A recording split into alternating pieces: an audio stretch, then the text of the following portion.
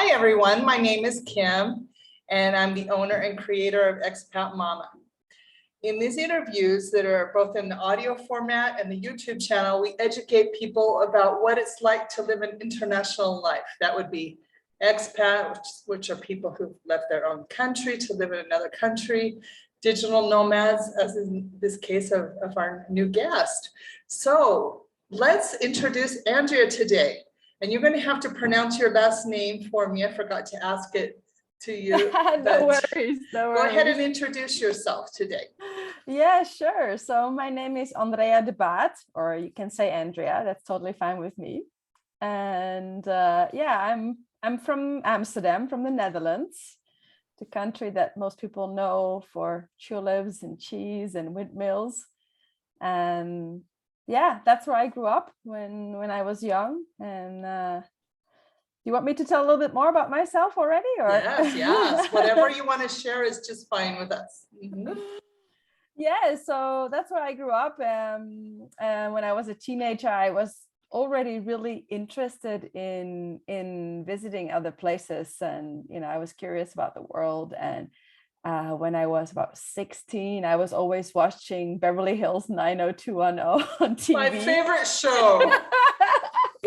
In fact, Dylan that's on that show, Dylan. Yeah. Luke Perry, that's who I named my son after, Beverly Hills really? 90210. Yeah, I think every teenager, was like obsessed with that show back then. And absolutely. I just really wanted to have like this cool high school locker and walking around and like, and it was this fantasy world that I was fascinated by. And I wasn't so happy in the school that I was going to at that time. So yeah, I took that opportunity. I had to convince my parents for quite some time, but because it was also school, they allowed me to go to the US. So I became an exchange student, and that kind of set me off on my international path. I was going over there with 17, totally different culture, totally different food. I was a vegetarian. I was raised vegetarian, and I ended up in a family in Colorado. So that was a challenge as well. And yeah, I learned about new foods, learned about new ways of looking at things, and that kind of set me off basically on my international path. Journey. Yeah, for sure. At a young age already.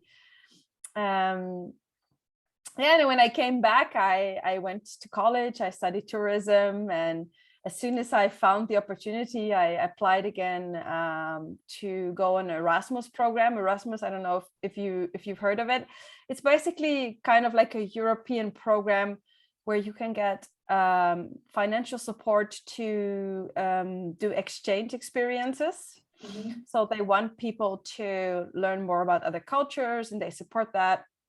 So I applied and I was admitted, and then I was an exchange student in Germany for a semester, which was really nice as well. And yeah, I'd been in Germany a lot of times as a child with my parents. So I associated Germany with holiday and good weather and like fun stuff. So yeah, and then basically I met somebody there. So I met somebody and I found a way to write my thesis in Germany as well, in German, which was pretty crazy. Yeah. And then I kind of lived in Germany for 20 years. So I know that you just told me that you lived in Argentina for a really long time. So yeah, we're almost the same length of time, really. Yeah. A little bit less, yeah. Yeah. So I had a job that I liked, and then another job, and like, I don't know, it just went on and on. But then basically in the end, I was working in a winery. It was a nice job, but I'd been there for 8 years, and I kind of found myself stuck. Like I wasn't learning anything. I wasn't growing. I was living in a small town with a lot of older people. And yeah, I kind of had like, I say, maybe like a midlife crisis. Like I didn't didn't know what I wanted to do with my life. I wanted to change something, but I also didn't know how and what. So then again, I went searching, and there was actually another Erasmus program for people that were already in their jobs. And I was one of the last people that actually could apply for that. They stopped that program. And yeah, I could go to Tenerife, which is an island in front of African coast. And yeah, I felt really alive again. I was with young other students. We went out. I learned lots of stuff, and that's where I learned about people that were digital nomads, which I'd never heard of before. And yeah, it was at the end of my program. Then I had to go back to Germany, and I was like, oh, I don't want to go back. I don't want to do this job anymore. And then my flatmate said, so like, why would you do that? Like, why are you going to go back to a job that you don't like anymore? Like, you can work online and like stay or go wherever you want. And yeah, that's what I did. I went back. So what year are we talking about here when you're Oh like, my I'm just gonna stay here. I like it here. Why go back to Germany? I don't want to do that. What year was that? I'm thinking hard. I'm thinking hard because I have been, it must have been like around 8 years ago, maybe in 10 years, around 8 years, I would say, ago. Yeah, and I still had my apartment, had lots of stuff, because we just talked about that earlier too. When you're not happy, you buy lots of stuff. So I had accumulated a lot of stuff at home. So I basically went home, started selling my stuff on flea markets, eBay, whatever. And it took me 8 months to do that. Had a lot of stuff. Yeah. And then I quit my job. And then I was like, okay, I'm going to get rid of the apartment. I'm going to quit my job, and I'm going to travel the world. Wow, this is where things really get exciting. Yeah, I was 39. I have to say that I was 39. Okay, so that was when I really went off. See, now we have the timing right, because now I'm 44. So that was 4 years ago. A lot has happened since then. So where did you go? 5 years ago, yeah. 5 years ago. Yes. We wouldn't know the difference even. No. Oh my God. It feels like ages ago, you know, that's why. You've lived a lifetime since then. So where did you decide to go? So when I was in Tenerife, I met a man. He was a Mexican man, by the way. Oh no. And I fell in love. Was lots of drama going on. It wasn't a good relationship, but it was something that I needed at the moment to really like kind of feel alive again. So I went back there first to kind of see what I already knew, but I had to see with my own eyes, and to kind of be done with that relationship. And then I packed my bags and I went on a nomad cruise, and it went from Gran Canaria to Brazil. It was a transatlantic cruise. It was ridiculously cheap. I think it was somewhere around $150. What? Yes. And yeah, it was all in food. There was hardly anybody on the boat, because these cruise ships, they do like a winter season. Like in one part of the world, when it's summer, they do their cruises, and then they move over to the other part of the hull. So they have both seasons. But then they have this transatlantic journey that they do, where they don't take passengers, just to change from one season to the other. And they just paint and do maintenance on the ship. And then, yeah, they decided to take some people along. And then one of these people had this idea of, you know, organizing this nomad cruise, and it spread really quickly. So in the end, there were still a couple hundred people on that boat. And yeah, they were painting, but besides that, they were doing the shows. They were doing everything. So, wow, for $150? Yes, that's crazy. Everything, yes. And cruises, everything is included. So. Yeah, it was really crazy. Yeah, it was 10 days, I think, 10 or 12 days I was on that boat. Yeah. Oh my gosh. So, that's a gift. That's a gift. Nothing less. Yes. So yeah, I went for it, and people thought I was crazy. You know, I quit my job. I had like an unlimited contract. I could have stayed there until my retirement.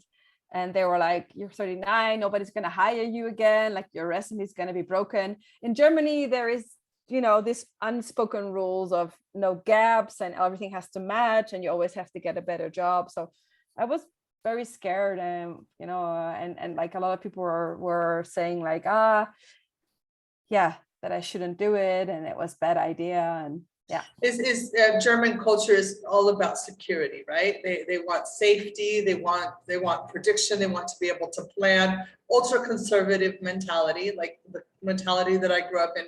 So for you and I, because we're both, this is the first time we've talked, but observing you and just watching your posts, you're all about breaking out of that security or safe mold and following your heart, from what I can see. Yeah, but it wasn't always like that. It wasn't that easy. Well, not for me either. It's a journey. No. It's a journey. Journey. Of course. And it makes you. We're the kinds of people who break out of that, and then we become like the pioneers, the ones who want to do things differently and follow the unbeaten path or whatever. And that makes a whole difference in the meaning in our lives, Yes, of course. And I'm so where's that glad. taken you? Where's that taken you around the world, for example? Yeah, no, I wanted to add, I did have some people also that supported me, like my old boss said, for instance. And one of the things that I always remembered and I want to share, because there might be people here that are doing the same thing. And she said, like, I never met anybody that traveled the world and said they regret it. I was like, yeah, she's right, So I kept that in the back of my mind as I kind of pushed through that. But yeah, where it is taking me, it's taking me all around. I went to Brazil. I traveled then through South America to Argentina, also Chile, Colombia, Cuba. I flew over to Asia. I went to Bali, to Thailand, Philippines. I don't think I can even name all the countries, to be honest, but I went all the way over to Australia. And then on my way back, I stopped again in Nepal. Oh, wow. Nepal, yeah. And Nepal was kind of a big highlight on my trip. That's where, yeah, I know. I found a lot of meaning. The people were amazing. I got another family, which I call my Nepalese family, which I'm still very much in touch with today. I volunteered at a school teaching English for children. They call these domestic children. They can't live with their real parents because they live far out or they're very poor. So they live with other families in the city and they have to work in those families, cleaning, cooking, whatever, for them to earn their stay so they can go to school. Yeah. Oh, that's interesting. Yeah, something I never heard of. And that is an exceptional culture. I do have a friend from Nepal, and he's an unforgettable. He's an outstanding person who's very much in tune with his spirituality and really is a quality person. One of the few quality people that I really know in my life that I look at and admire. Yeah, they are very, very sweet, beautiful people inside and outside, and so compassionate, like you said, very spiritual. It was very interesting as I was searching for meaning also my travels, to listen to them, to their views, how they saw the world, and it gave me a lot. It gave me a lot also to work with these children, to see even though the conditions were quite bad, like how happy they were and how much joy they were spreading. And it really changed and touched my heart in a special way.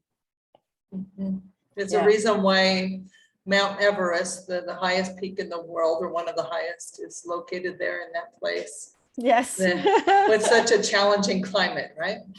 Yes. Definitely. Yeah. So, go ahead. Yeah, no, I loved Nepal so much that I actually went back a year later, and I did a retreat there, and part of the earnings of the retreat were also like going to go to the school and help and support, and we wanted to hire people for the project, and we did do one retreat, but then unfortunately COVID happened, and we had to stop everything, and yeah, we weren't able to make that happen, and we didn't earn any money, so there was also nothing to donate. But yeah, it was kind of a passion project that was going to be born out of that. It sounds like you have thousands of stories to tell. I'm an author, so I'm all about hearing people's stories. That's why I do these interviews. I'm so passionate about this. That's amazing. I didn't know you were an author. I'm an author. Yeah, we can talk about that later. But yeah, I have written a book of my memoirs of living in Argentina. So it's kind of a, as somebody, one of the reviews says, it's kind of an emotional thriller. Like when you're in Latin America, there's lots of drama. Oh yes, definitely. And my life never lacked that in Latin America. And here in Mexico, there's less drama than in Argentina, at least okay. for right now. That could change. And I like it that way. I don't want to live my life with so much drama at this point in my life. No, me neither. I kind of done with the drama. We get to a certain point where we thrive on it when we're younger, because it makes us feel more alive and like our lives have meaning. But when you get to a certain point in a certain age, you're like, this is exhausting. Exactly. Yeah. It really is kind of an addiction, and it is. It doesn't serve us. So it is definitely. I came to the point also where I had to kind of rewire my brain to not seek that out anymore, and that was definitely a blessing. Most definitely, yeah. So where are you located now? Let's talk about where you live now. What brought you to wherever you're living? I've got it here. It's Bulgaria. Yes, I've got it here on the map here in the background. So. I know. If you would have told me like 5 years ago that I would once be living in Bulgaria, I would have laughed, because I didn't even know where Bulgaria was, and I had no interest or desire whatsoever. It's a funny story. So my boyfriend, which I met in the Canary Islands as well, after I went back to the Canary Islands after my trip around the world. He grew up on a tropical island next to the beach, and he always had this dream of learning to snowboard and spend time in a ski resort. And I always was like occupied escaping the winter, so it was a little bit opposite. But basically I was working online in a remote job at that time, and it was a lot of pressure, and I kind of knew that I didn't want to continue that. So we said, okay, I'm going to start my own business, my own coaching business. So let's go and find a place that isn't too expensive, and where my boyfriend can go and learn to ski. So I had this friend, a Dutch friend, that actually did this project with me in Nepal, and she kept telling me about Bansko in Bulgaria. And she was like, yeah, you should come, it's amazing. And I was like, I was a bit skeptical. I was like, I don't like Eastern Europe. I had this image in my head, of all these gray project buildings, like post-war, whatever. Yes, like super depressive, and I was like, and also like Eastern European mentality. Oh, I'm sorry about that. And let me just do this. There we go. Yeah, Eastern European mentality. It wasn't something that was like, oh yes, I've always been interested to do this. So, but she kept like posting a lot of photos on Facebook, and I was like, oh my God, this looks like so different than I thought it would be. And the nature looked stunning and gorgeous. And then she told me, yeah, and there's like a great nomad community and lots of international people. And like, so then we said like, okay, why don't we just go and try it? Like, let's do it. Let's try it out. So maybe our planning wasn't like the best, because we came in January. There was still COVID. Everything was closed. COVID in January. Yeah. So in Sofia, it was gray. There was like ice rain. Everything was closed. The hotel that we were staying, the restaurant was closed too. So there was nothing to eat. Oh my So we goodness. had to go like with our little dog in the ice rain in the dark, walk to McDonald's takeaway because that was the only thing in nearest surroundings of our hotel we could get some food, and we had to eat it outside in the ice rain. So we were like, really, Oh, why did we do this again? Like, why did we want to go away from the beach and the sun and like go here? Well, the start wasn't that great, but then, you know, eventually we came to Bansko, and you know, there was sun here. It was a nice ski season, and we learned about the community, and yeah, we really started to enjoy it. and what's it So, like there? What's it like there? What's the culture like?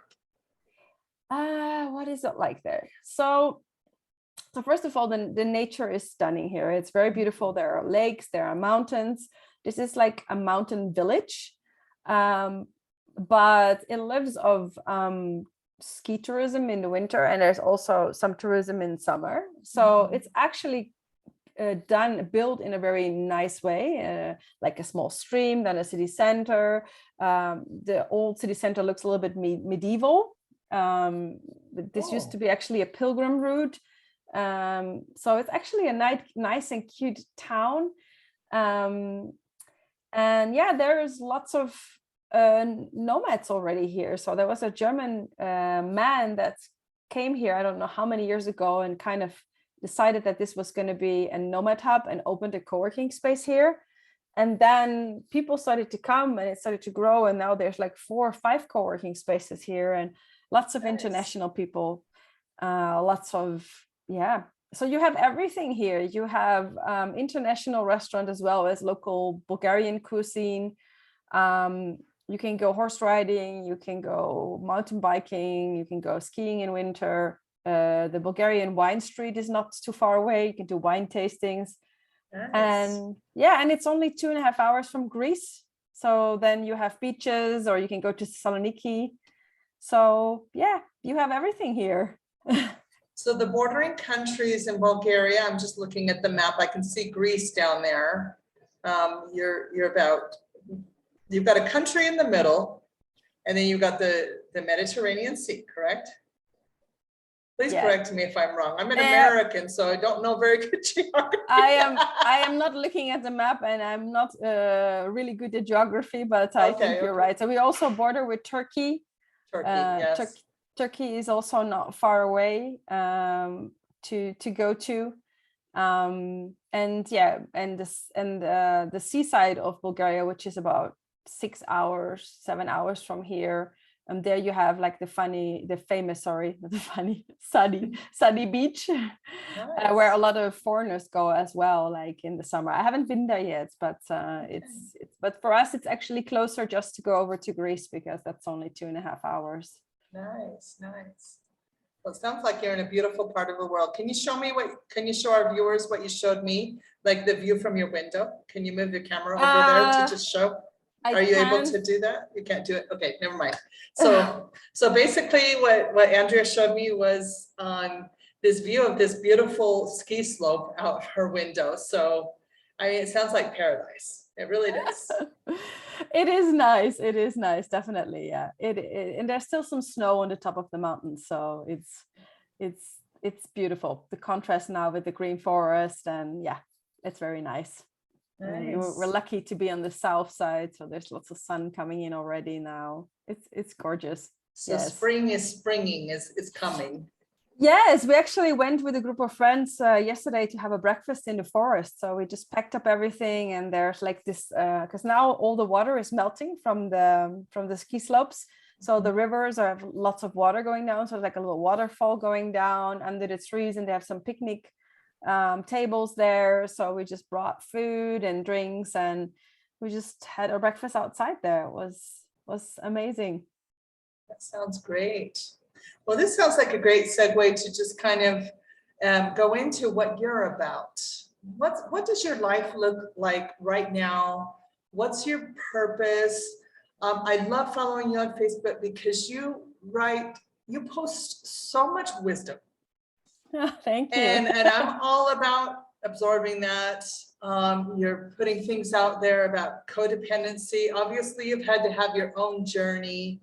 Yes. of bad relationships before you finally got into what it sounds like a good relationship now with your boyfriend. So let's talk about that. Yeah, sure. So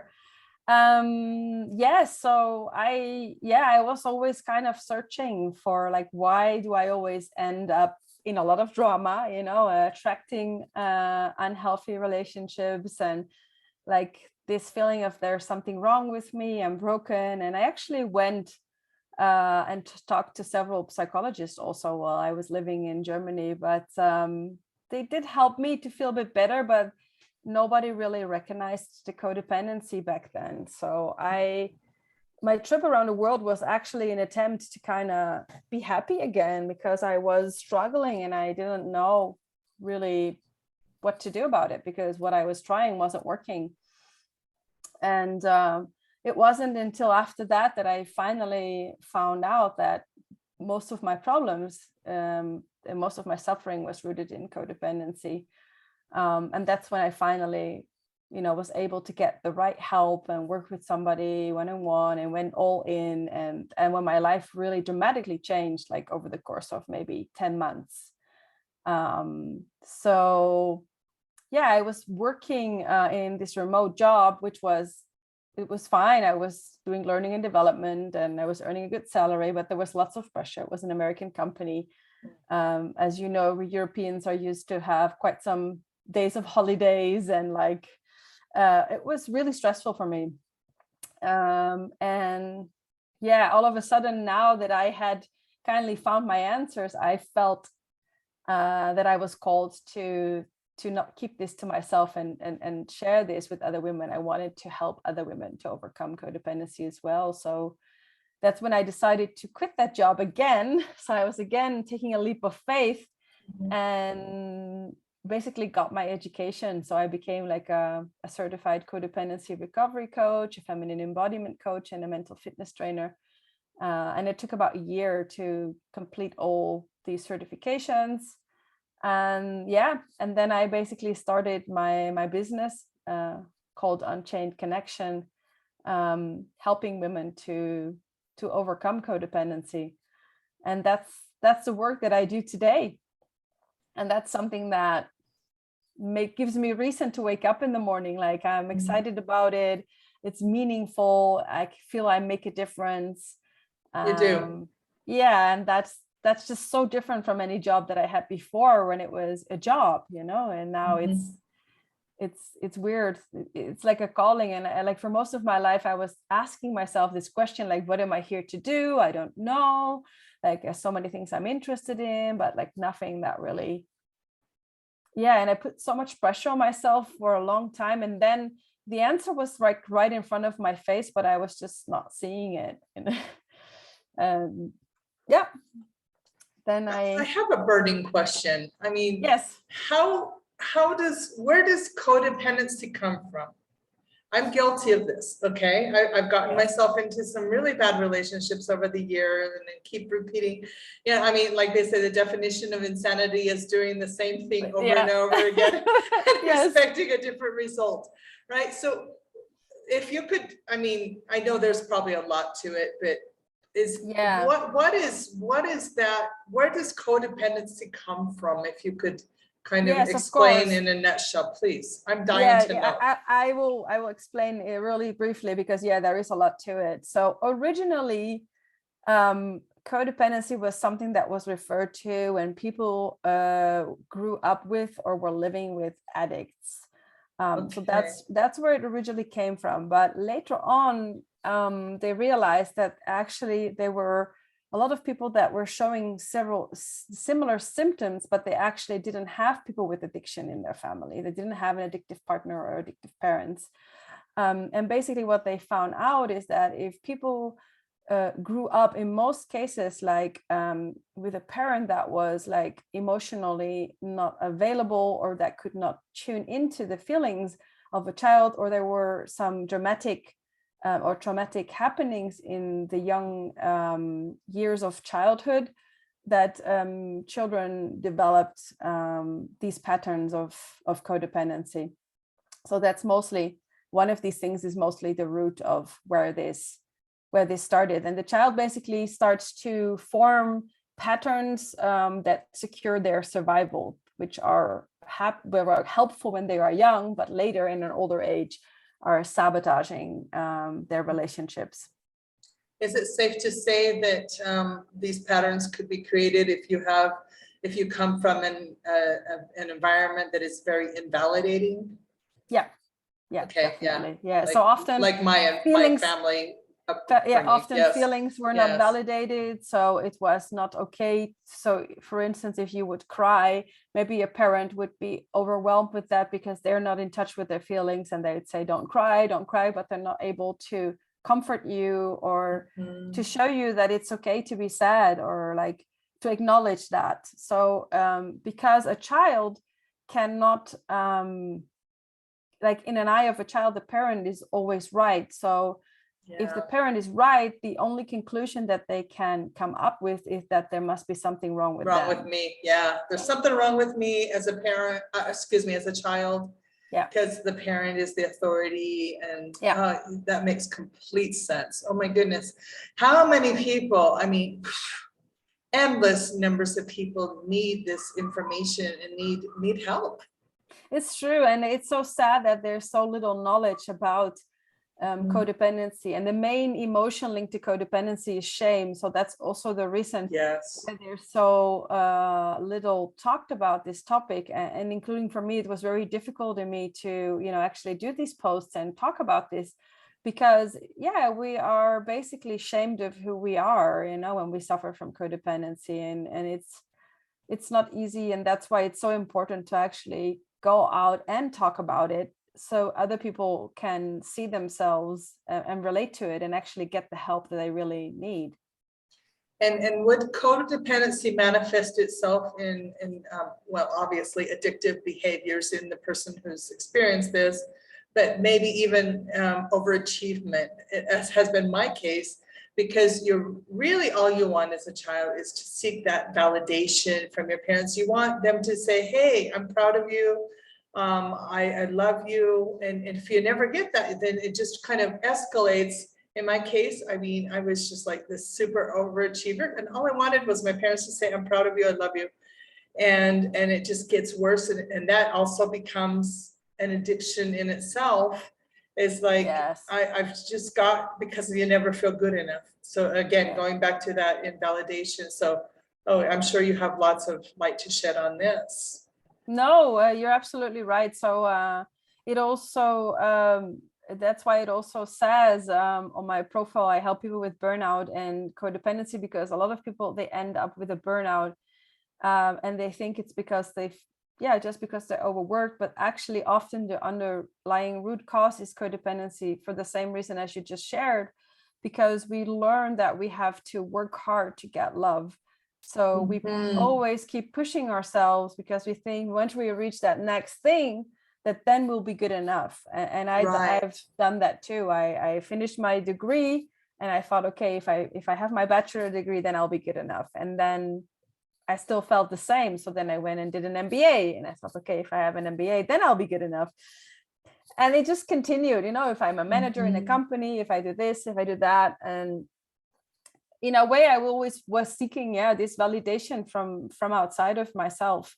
And it wasn't until my trip around the world where I decided that, my job is not my identity, because I was a manager, marketing manager. And I decided to just quit that cycle, because no matter what I was going to do, it was never going to fill that gap. It was never going to be good enough. So I just decided to step out of that and just be, and not identify through my accomplishments or my job anymore, my role, and just kind of see who I was without all of that. That is, you just brought that point up, and especially, I don't know if this is a European thing, it's especially an American thing. There are two main prevailing cultures in the US, and one of them is work. Like, if there is one prevailing culture, it is the work culture. And you are identified with what your job is. And if you don't have a job that looks good on paper, you don't necessarily get that respect from yourself or other people. And so, you know, people are desperate in the US to become, you know, to fall into these professions that overwork them, that stress them out, that burn them out. You know, lawyers, doctors, whatever the profession is, and they drag along their relationships and give priority to work, and it's not a good thing. It's not a good thing. This is something I've had to learn living in Latin America. So what would you like to say about this? No, I totally Too much, agree. probably. No, I agree. I mean, yeah, it is, of course, what I've experienced from being in the US and also working in an American company. Like the pressure is very high on achievement, and there's always, you know, things can always be done faster and higher. But this has grown everywhere in the world, to be honest. I think this is not just the US thing. But definitely, like when you come to South American countries, or when I came to Gran Canaria, I noticed like, hey, life goes at a different pace here. Like people are not so stressed and not so pressured. And that was something that was very appealing to me at that time, to have this contrast. And yeah, just really also asking myself, like, you know, the day that I die, you know, I'm probably not gonna say, oh, I wish I worked more. You know, I wish I spent more time in the office. No, I wish I'd lived more. I wish I'd spend more time with the people that I love. Amen to that. Amen. Exactly. That's what Latin America has taught me, especially here in Mexico. The prevailing culture here is family. So I know that I need to live in this type of culture because I am one that I'm American. I tend to fall into those patterns of prioritizing work and minimizing the priority of my family. And I'm a single mom, so I need to prioritize my sons. Yes. And living in Latin America, it's always like a reminder, come on, Kim, you've got to prioritize your family. And my kids are always reminding that you don't give me enough time. And I know I don't. So I'm trying to, you know, I work a lot. I'm American. This is what we do. We work. It's our default mode. Work.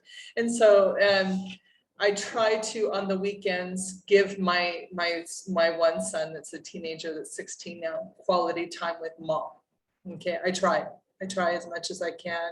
And when you set that intention and you have that in your focus, then you will also do that. You know, it's just what you prioritize, and you have that in the front of your mind. So I know that you're doing that, and it's really, really important. I'm trying. Yes. In the back of my mind, I always want to go back to that work because it's what validates us, you know, as Americans. It's just so much a part of our DNA, but it's good. So like getting back to where you live, for example, Bulgaria, what is their the culture like there as far as like what they give priority? Is it the same? Is it family, or what's their thing?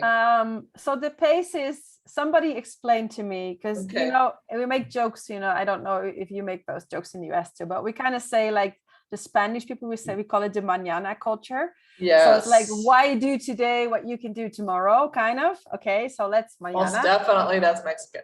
Okay, so they say that in Bulgaria it's mañana times 3,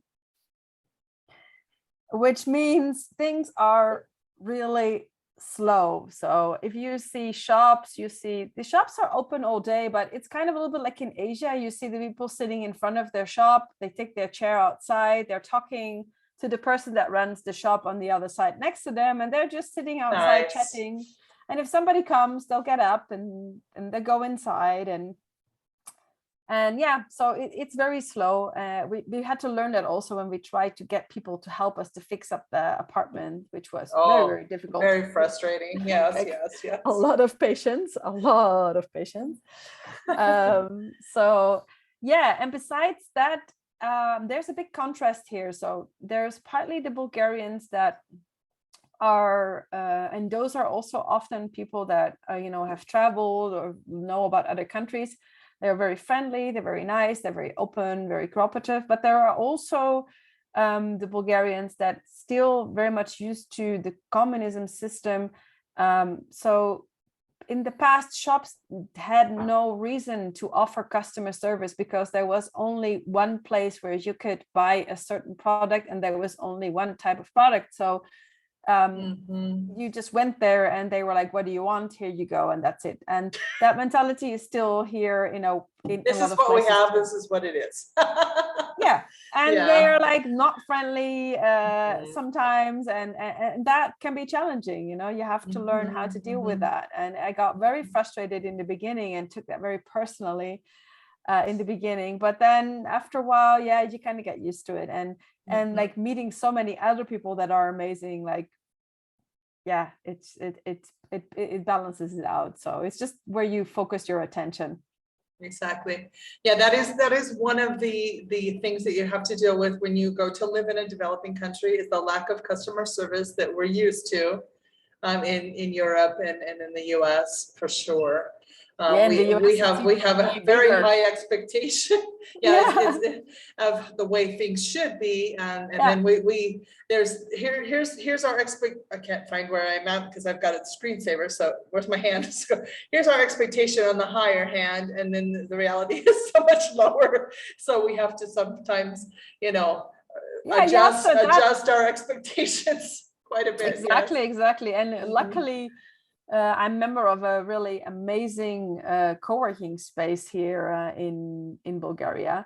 And luckily, the two owners of that co-working space, they've been angels. Like, they have listened to us cry, complain, get frustrated, and have been so helpful in like guiding us and giving us advice on, you know, how to find people to fix stuff, or how things work, or don't work, but how to maybe. Yeah. And then so yeah, that's just been an amazing factor, you know, having this community around and learning how to deal with certain things. That's greatly helped for sure. Yeah, that's amazing. What would you like to bring into this interview that maybe I haven't asked you about? When you thought about, okay, having this interview with me, but we've had this pending for a while, what things have I not brought up that you would like to bring up? Well, we talked about a lot, to be honest, but I guess I what I would love for people to take away from this interview is that, if, you know, maybe you are like living a life that isn't making you happy anymore, and you're kind of stuck in a job that you don't like, or you're like in this, you know, I call it Groundhog Day experience, you know, every day you wake up. You're on repeat. Yes. You're in a rut. Exactly that, you know, that you can decide to step out of that you know, we can earn more money, we can always replace money, but the thing that we can buy is more time in this life. Like, our time is limited.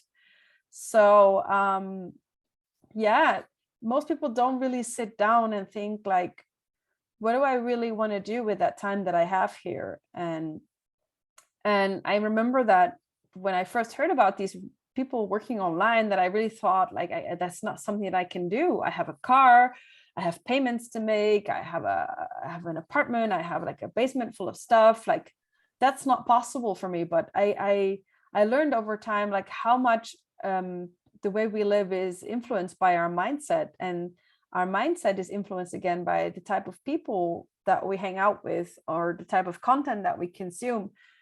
So we can actually start to change that, and then all of a sudden we see that there are actually a lot of opportunities out there.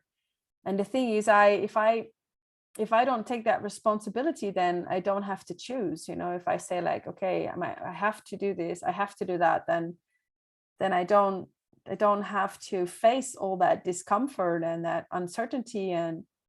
But in the end, like I said, we are all responsible for everything that is in our lives in the moment. And if we're not liking it, then we have the power to change it and to choose something different. Amen to that. Amen. And don't be afraid. I mean, I think the biggest takeaway that I've found, or life lesson that I've learned, is we as human beings, we're ruled a lot by fear. And really that is the biggest deterrent to us going out and just following our passions and doing something different than what we've been taught. I want to write another book, and I already know the title. I want to, it's going to be something along the lines of what we've been taught. And our limiting beliefs and our fears have kept us from living the type of life we're supposed to live. Yes, from definitely. living our best life. Don't you agree with that? No, I totally agree.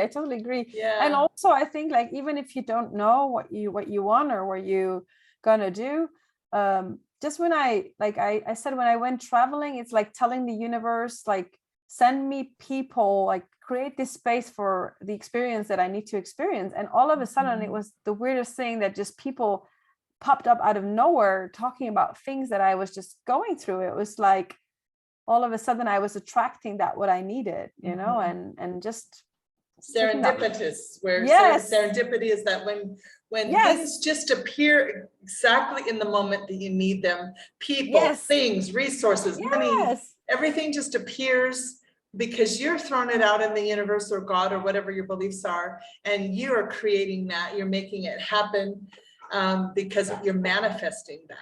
Exactly. So that's, you're inviting that energy to come into your life, and it does. So only what we need is to create that free space for that to happen. And then it can happen. And it's really funny that you brought up with the book, and I'm excited to know about when your book is going to come out and what it is. It's not written yet. But are you going to reveal the title, or is the title not? Well, that's going to be the title, is what we're taught or what we've been taught. I'm still working on that, but it's all about that, because I grew up, for example, in Utah, in the US, an ultra conservative society, where the norms were laid out for us. And of course I leave home at 17, like you did, and to go, to college, and I was immediately, challenged by a different environment, and it was a very international environment. And I sought out those experiences to get to know people from around the world, all different colors, all different flavors, thoughts. It's amazing, right? Back in the 80s, that was like really out there for our society, and I only moved 30 minutes away from my own home, but it was a whole different world that I was so hungry to eat and to just experience. And then I deliberately in my life sought out experiences to do different things, and to meet people that had different thoughts from the way I've been raised, different colors, different countries, like I said, flavors, taste different foods. We have lots of exchanges, and my life has been exactly that, just going out in the world, and I haven't been to not even a tenth of the places you've been to. I've only been on the America side of the world, so maybe I can go visit you. I should, and just go out there and deliberately seek out experiences and get to know and challenge my limiting beliefs, because I realize that the way I've been raised has most definitely shaped my life.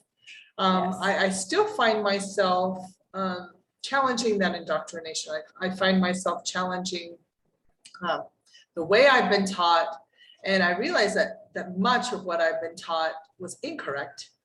And it really, when you get out there and you travel and you're out there in the world, you realize, oh my goodness, it's a constant battle of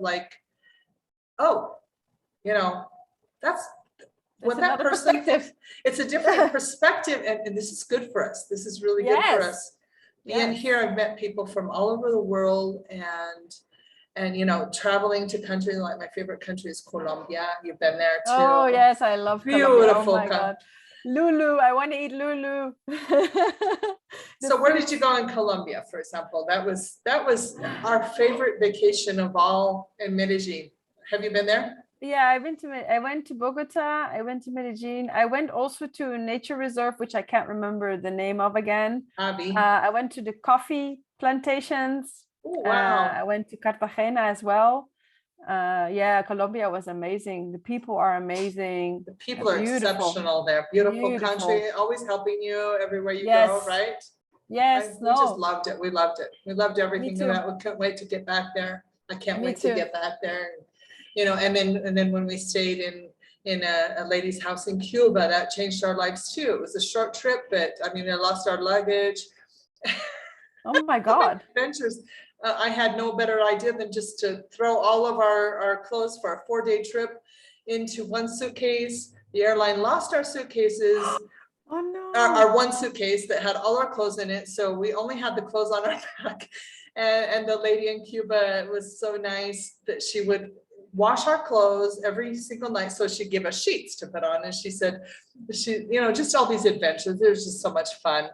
And we didn't let it rain on our parade. We were just like, we're going to make the best of it. And you also learn how little you need, right? That was also a blessing for me. yes, Knowing how little you absolutely. actually need. Like I was traveling with, I think 20 kilos or maybe 19, and I didn't miss anything of of all the things that I had at my house.